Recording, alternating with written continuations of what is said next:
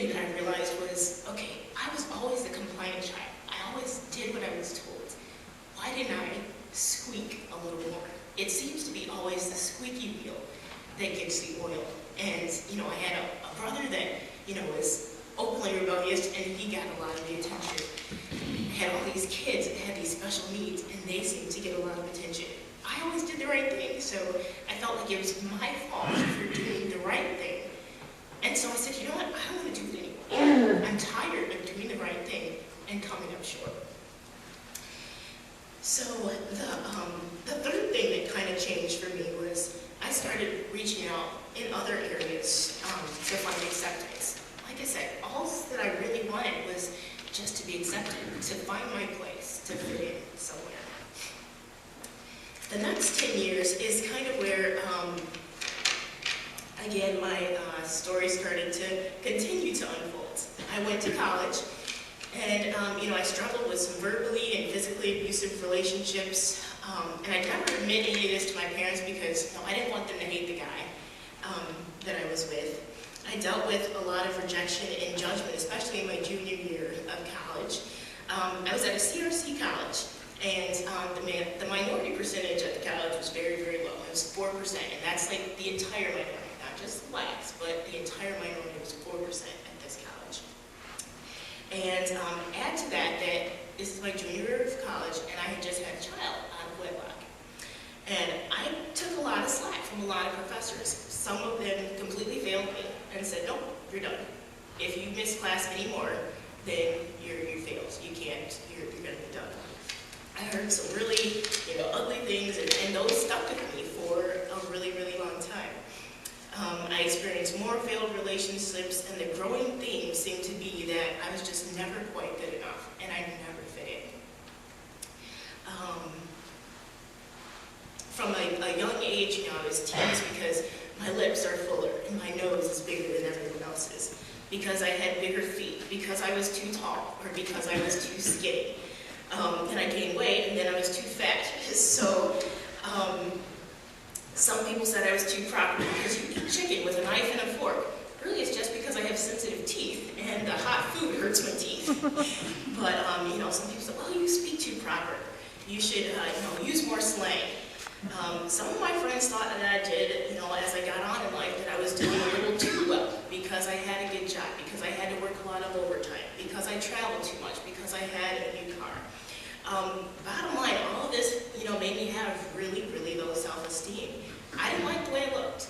I struggled just trying to be perfect, trying to have perfect teeth, perfect hair, perfect skin, and just being the perfect me. The more I was rejected from the people around me, the more I rejected and actually hated myself.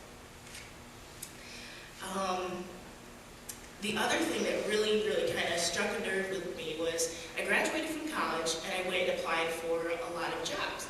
Typically, most of them were church jobs because that's what I had experience in. I played piano in a church since I was probably 12 years old.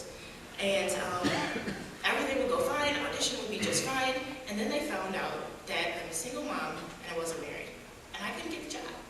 When I came here and Greg interviewed me, and I thought it was kind of funny, everything was going fine, and I finally just said, okay, I've been here before, and, I'm a single mom, I'm not married, I have a child. Does that disqualify me for the job? And Greg kind of looked at me like, no, why would that disqualify you for the job? And so I was like, oh, okay, I think I might like these guys. So some of the other things that I experienced, I was engaged twice and never married because the guy changed his mind. That hit a real nerve with me as well. All of this rejection left some pretty deep scars with me, like I said, because all I wanted was to be accepted, to be loved, and to feel like I fit in. I went through several bouts of really, really severe depression, and for a period of time, I was in some really, really dark places. A place so dark that there was a time that I wanted to end my life. I was so tired of hurting inside. I was tired of having my heart broken in relationships. I was tired of not being accepted. I was tired of dealing with the rejection. I was tired of smiling on the outside and literally dying on the inside. I was tired of giving my all, everything I had, my blood, my sweat, my tears, and then coming short. I felt like I was a failure. As I sat thinking about how I could carry out this plan, a face came to my mind, and it was at that moment that I realized exactly why God blessed me with a child in my junior year of college. The face that I saw, of course, was Alana's, and there's no way that I could do intentionally anything that would cause that child pain. God truly used her to save my life.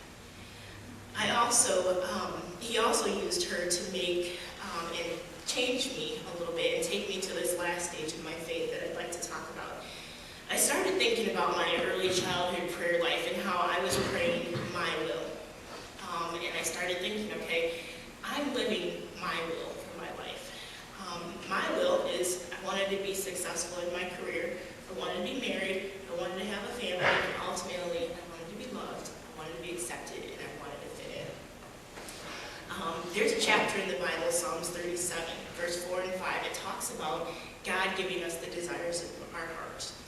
And I really started fervently praying that, okay, God, if marriage is not in the cards for me, I know saying in the cards is not technically a Christian term, but hey, I'm kind of frank in my prayer. I just said, hey, if it's not in the cards for me, okay, change the desires of my heart. If having more children is not in your plan for me, change the desires of my heart.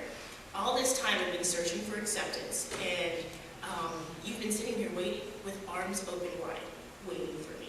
You accept me just the way that I am, without judgment, regardless of my past shortcomings. I wanted to be loved unconditionally and without judgment, and that's exactly what God does for us as well. He loves us unconditionally. He accepts us. He knows us. He understands us on such a deep and intricate level. He knows and understands our need for acceptance and wanting to fit in. And finally, I was able to come to a place. It's funny because Eric asked me about doing this a while ago. And I can say, a while ago, yeah, I could have stood in front of you and I could have read something, but it wouldn't mean the same as it means to me today.